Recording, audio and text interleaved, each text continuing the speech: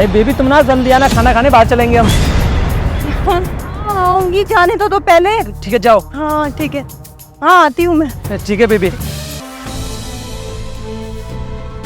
आज ना मैं सब कुछ पता लगा लूंगा इस करण की वजह से। करण ना इसका पीछा कर रहा है तो मुझे सब बता देगा फोन करके ये किससे मिलने के लिए जाती है।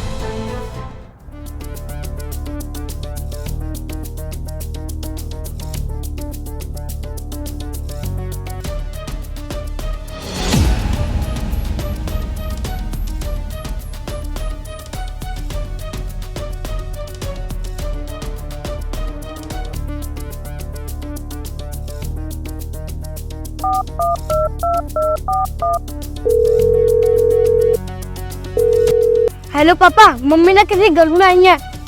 आप जल्दी से आ जाओ, लोकेशन भेज रहा हूँ आपको। जो भेज दो पापा को लोकेशन। क्या हो गया, कैसे सैड सी लग रही हो तुम? तुम्हें पता है मेरी सास कैसी है? एकदम डहन चुड़ैल जैसी बिल्कुल। और एक वो मेरी ननद, उसकी शादी कर दिया लेकिन फिर भी ना मेरी शादी को मुंह ढाती रहती है। वो जाती ही नहीं है कहीं। मुझे ऐसा लगता है मैं उस घर की बहू नहीं, नौकरानी हूँ। अरे तुम इतना परेशान क्यों रहती हो यार? जब मिलती हो तभी परेशान मिलती हो। मुझे ये समझ नहीं आता तुम परेशान हो या तुम्हें लोग परेशान करते हैं। मुझे सब मिलके परेशान करते हैं और उन सब में ना तुम भी हो। ऊपर मत देखो। मैं तुम्हें परेशान करता हूँ? दिमाग खराब हो गया तुम्हारा? मैं तो तुम्हें प्यार करता हूँ यार। और तुम देखो, तुम मुझसे ऐसे बोल रहे हो, मुझे ना बिल्कुल भी अच्छा नहीं लगता जब तुम मुझसे ऐसे बात करती हो। तो तुम मेरी मदद करो ना।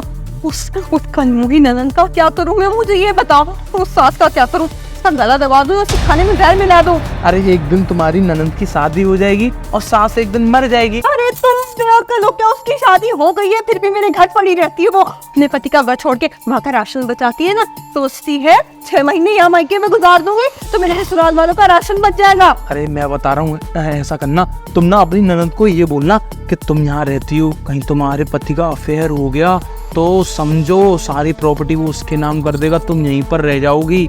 तो लड़कियों के दिमाग में ना ऐसी चीजें बहुत जल्दी आ जाती है क्योंकि शकीली होती है ना। अरे वो तो वैसे भी कम बुद्धि है। वो तो एक तो मेरी बातों में आ जाएगी। मेरे दिमाग में कैसे नहीं आया आइडिया। आज ही जाके कहती हूँ। और सास को क्या कहूँ कि कहीं पापा जी का चक्कर नहीं चल रहा हो, क्योंकि पापा जब आ रहे थे वो भी वहीं पर चली जाए, फिर तुम अकेली घर में रहोगी अपने पति के साथ। और पति तो वैसे भी आता जाता रहता है, उससे तो टाइम ही नहीं मिलता। हाँ सही बात कह रहे हो तुम। मैं ना जाके यही करती हूँ, ननद को भगाती हूँ, उसके बाद सास को ससुर के पास भेज दूंगी। उसके बाद में तुम में मिलने में परेशानी नहीं होगी। जैसे ही घर से निकलती हूँ ना वो लेक्चर देना शुरू कर देती है। मेरा पति तुम पर ध्यान ही नहीं देता। हाँ बेबी मेरी बात सुनो, मुझे ना भूख लग रही है, चलो किचन में मिलके कुछ खाना बनाते हैं। हाँ चलो। मेरे लिए भी बना लेना। क्या कर रही हो इसके साथ में मिलकर? और ये लड़का कौन है? तुम यहाँ क्या कर रहे हो? मैं क्या कर रहा हूँ मुझे ना तुमसे पूछना चाहिए। तुम दूसरे के घर पे आकर क्या कर रही हो? तो दूसरे के घर का क्या मतलब है? दोस्त है मेरे तो आ नहीं सकती है दोस्तों का। तुम भी तो जाते हो अपने दोस्तों के घर। और ये कोई दूसरा घर नहीं है। इसकी मम्मी ने बिल्कुल मुझे ऐसे पाला है जैसे इसको पाला है। बहुत मानती है मुझे, वो अपनी बेटी की तरह मानती है। बेटी की तरह नहीं मानती है, बहू की तरह मानती है। ये ना तुम्हारा आशिक है और मुझे ना तुम्हारे बारे में सब कुछ पता चल गया है। और तुम ये सोच रही होंगी कि तुमको कैसे पता चला मैं यहाँ पर कैसे आई। तो मैं तुमको बता देता हूँ। करण को ना मैंने आगे गाड़ी पे बैठा दिया था और उसने मुझे कॉल करके बताया था कि मम्मी ना किसी के घर में आई है। और उसने मुझे लोकेशन भी सेंड कर दी थी। उसी लोकेशन को ट्रैक करके ना मैं यहाँ पर आया हूँ। हमारा दिमाग खराब हो गया कि करण को आगे गाड़ी पे बिठा दिया था। आगे गाड़ी पे कोई भी नहीं था, मैंने तो बहुत अच्छी तरह देखा था। और अगर बिठा भी दिया था ना, और करण ने तुम्हें बता भी दिया कि मम्मी किसी घर में गई है। करण ने ये थोड़ी बता दिया कि मम्मी अपनी बॉयफ्रेंड से मिलने गई है। किसी के घर का क्या मतलब है बेबी? तुम मुझ पे शक कर रहे हो? हाँ शक कर रहा हूँ और शक ना मेरा बिल्कुल सही जा रहा है। तुम रात को 12-12 1-1 बजे तक जग कर इसी बातें करती हो ना वीडियो कॉल पे। मुझसे बोल देती हो कि मैं ना बाहर जाके सो रही हूँ सोफे पर। तुम सोफे पर सोती नहीं हो, तुम ना पूरे दिन फोन पे लगी रहती हो। लाइट तो बंद रहती है बरामदे की, तुम उसी में पड़े पड़े ना मुझे सब दिखता है। कैसे तुम किस करती हो और कैसे ये इमोजी भेजती रहती हो। तुम्हें ना बिल्कुल भी शर्म नहीं है। मैं अपने फ्रेंड को भेजती हूँ, तो तुम्हें गलत फहमी हो रखी है।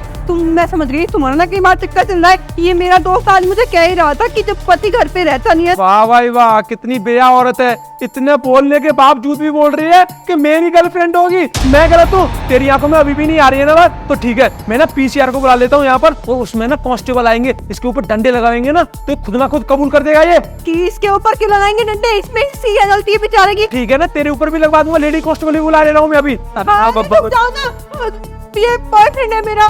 साहब जी, वो होने वाली मेम साहब के लिए खाना मंगाया था ना, ये लीजिए। वाह वाह वाह, खाना भी आ रहा है नौकर के हाथों से और बोल रही हो ये मेरा बॉयफ्रेंड नहीं है, मेरा दोस्त है। अब ना मैं तुम्हें छोड़ूंगा नहीं, तुम्हारा ना बहुत हो चुका है। ये इसकी गर्लफ्रेंड है ना? हाँ गर्लफ्रेंड है, अभी शादी भी होने वाली है। आपने मुंह पे बता तो दिया है तुमने बॉयफ्रेंड नहीं है मेरा। देखो देखो मेरी बात सुनो, हमें माफ कर दो। अब वो क्या है ना, जवानी में कदम बहक जाते हैं और गलती हो जाती है। मुझसे भी गलती हो गई, इनसे भी गलती हो गई, तुमसे भी तो कभी गलती हुई होगी ना। मैंने भी तो तुम्हें कितनी बार माफ किया है ना। अरे पागल औरत, तुमसे गलती नहीं हुई है, बहुत बड़ी गलती हुई है। तुम्हारा एक बच्चा है 8 साल का और तुम बोल रही हो मुझसे गलती हो गई। तुमने शादी के इतने साल बाद भी अफेयर चला रही हो, तुम्हें तो शर्म आनी चाहिए शर्म। मैं ना तुम्हारे साथ बिल्कुल भी नहीं रहूंगा, मैंने तुमसे डिवोर्स ले लूंगा, डिवोर्स। और तुम्हारे मम्मी पापा को बताऊंगा तुम्हारे बारे में किस तरीके से धोखा दे रही थी मुझे। मेरी बात सुनो ना, माफ कर दो मुझे। हम हमारा घर बर्बाद हो जाएगा और बेचारा करण, उसका क्या होगा, उसके बारे में तो सोचो ना थोड़ा सा। घर बर्बाद नहीं हो जाएगा, करना बर्बाद हो चुका है। मैं तुम्हारे साथ बिल्कुल भी नहीं रहूंगा, तो मैंने अपने बच्चे की भी नहीं आई। वो सब्जी खाना यहाँ से भाई निकल यहाँ से। तुम मेरी बात सुनो, तुम ना जाके अपने पति को मनाओ, वो गुस्से में गया है, वो कुछ करना ले, जाओ जल्दी से।